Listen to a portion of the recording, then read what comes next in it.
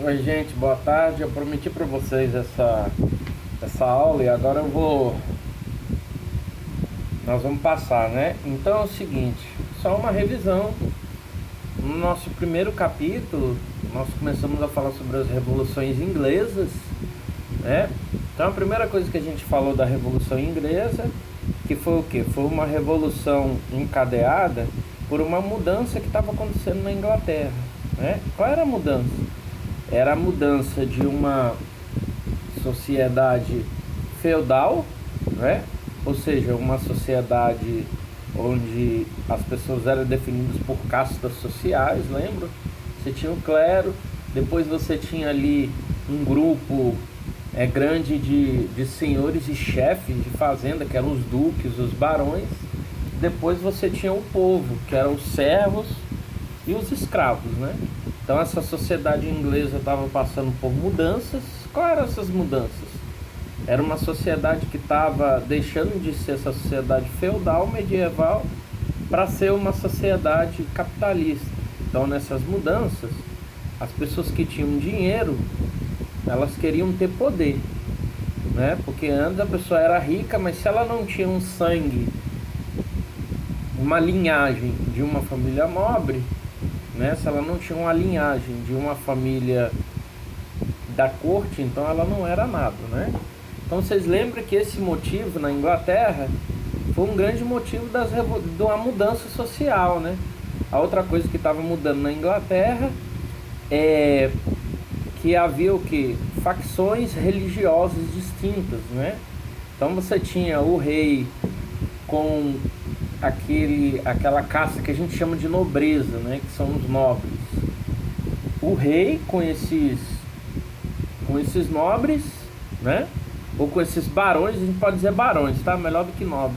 O rei com esses nobres que era a religião anglicana, e o Oliver Cromwell, né? Com os senhores ricos, que não eram necessariamente senhores do rei, mas eram pessoas ricas, ou seja, aquilo que nós estamos dizendo, tinham dinheiro, mas não tinham poder.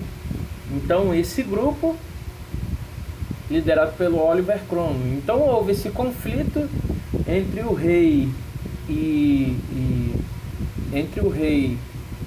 os partidários do Oliver Cromwell, e aí nós tivemos diversas revoluções na Inglaterra, né? Vocês lembram que nós tivemos essas revoluções. Então a Inglaterra ficou aí muito tempo brigando e disputando, né? Brigando numa disputa intensa entre os correligionários de Cromwell e do rei, e essa briga interna gerou várias revoluções na Inglaterra, né? Até que o rei Jaime ou Carlos I, se eu não me engano, ele foi executado pelos partidários do Cromwell, né? Então vocês lembrem que um dos motivos da Inglaterra então ter essas brigas, essas revoluções, foi justamente a mudança de regime social, né? Uma sociedade que saía da Idade Média e entrava na Idade Moderna, a Idade do Dinheiro. E a segunda eram as mudanças religiosas também, né? Mudanças muito tensas. Ou seja, uma facção religiosa de um lado puxando para o seu, e a outra do outro puxando para o seu também, né? Então isso levou a essas brigas internas. E o que aconteceu? Muitos alunos perguntaram nas questões. Aqueles que não eram a favor nem de um e nem de outro, eles não tinham uma outra opção senão fugir. E para onde essas pessoas fugiram? Eles fretaram um barco chamado Mayflower e foram parar nos Estados Unidos, né?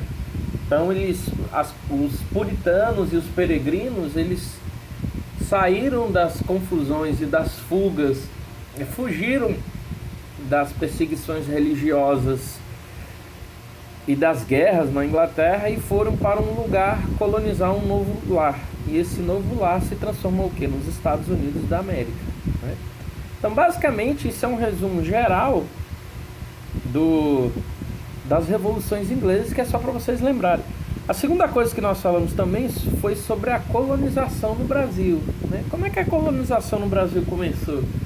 Lembrem-se que nós estávamos falando que na época de 1500 as pessoas estavam navegando pelos mares, se aventurando em busca de novos comércios, novas rotas, de novas terras, de novas riquezas, né? Então, com isso, Pedro Álvares Cabral veio parar no Brasil lá por volta de 1500.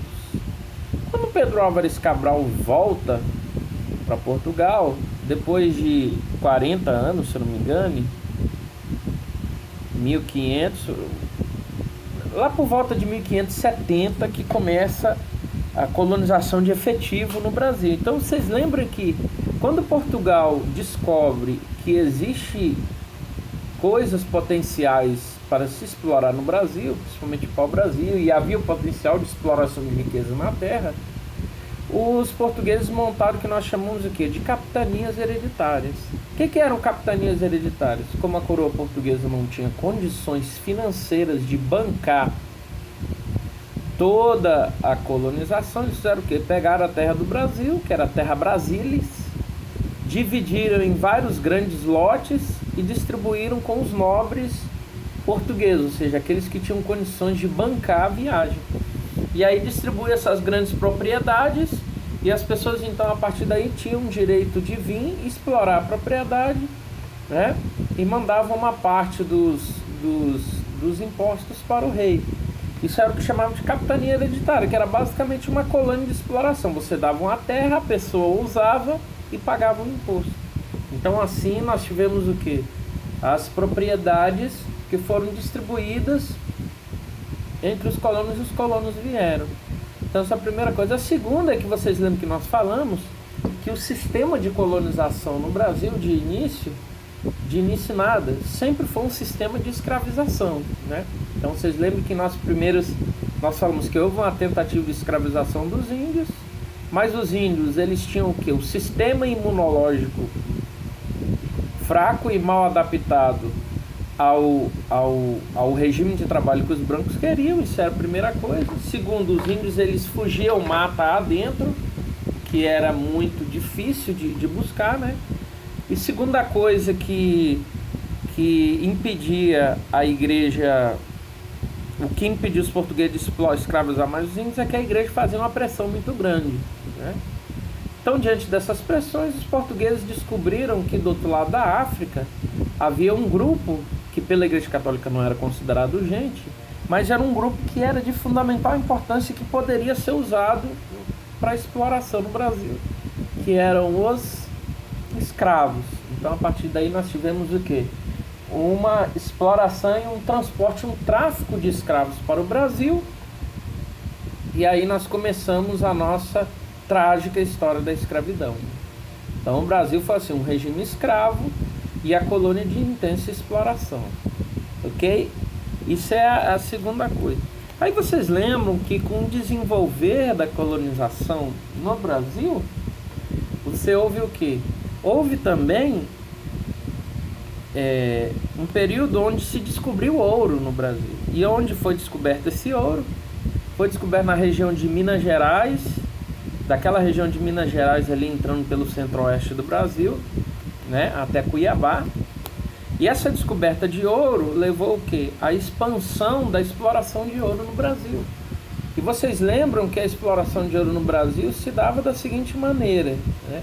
Ou seja, quando um explorador encontrava uma jazida, as jazidas eram distribuídas em datas, né, que eram pequenas propriedades para cada um explorar. E o descobridor da jazida ele tinha direito a 2 datas, ou seja, ele tinha direito a 2 terras, uma terra a mais do que os outros. E essas terras, uma era dedicada apenas ao rei e a outra ele poderia usar assim que ele pagava 1/5 de imposto ao rei, ou seja, 1 quilo de ouro, 200 gramas era do rei, e assim por diante, né? Então, pessoal, isso foi o ouro. Nessa época do ouro, Portugal ele já estava começando assim, a ter problemas para manter suas colônias pelo mundo, né? Estava tendo sérias concorrências com outras nações. Foi nesse período então que houve um tratado, o Tratado de Methuen, com a Inglaterra, que fez com que Portugal criasse laços comerciais com a Inglaterra, ou seja, Portugal dava o direito da Inglaterra vender tecidos e outros produtos para o Brasil, e em troca a Inglaterra comprava vinhos e outros produtos portugueses. Então essa aliança comercial ajudou muito a Inglaterra. Mas lembre-se que eu falei na aula que é uma aliança comercial, ela só funciona para os dois países se os dois países estiverem nivelados economicamente, né? Mas Portugal estava muito atrasado em versão da Inglaterra. Então a Inglaterra lucrou muito mais com o tratado comercial com Portugal e foi falindo Portugal. Assim Portugal ele foi perdendo poder, dinheiro e foi cada vez mais se enrolando com empréstimos com a Inglaterra, né? E assim entrou nessa situação, né? Então eu queria fazer esse resumo até aqui. Vou colocar para vocês, colocar no YouTube, depois põe o link para vocês e aí vocês compartilhem. Se entenderam, diga que sim. Se não entenderam porcaria nenhuma, diga que não. E aí eu passo de novo, tá?